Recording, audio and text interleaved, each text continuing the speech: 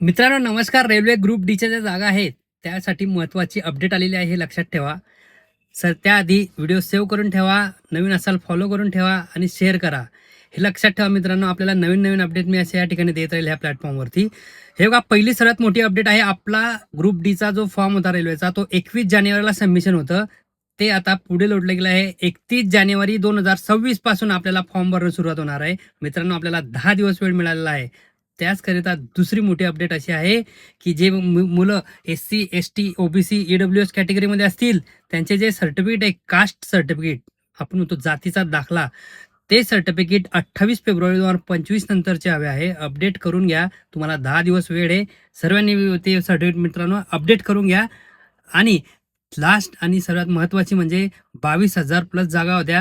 हे बघा मित्रांनो, जागाही वाढण्याची दाट शक्यता आहे. जागाही ह्या 10 दिवसात वाढू शकतात त्या. म्हणून कोणीही विसरू नका.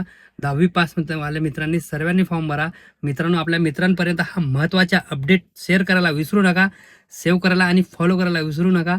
हे लक्षात ठेवा. आपण अशाच नवीन अपडेट घेऊन इथे येत जाऊ.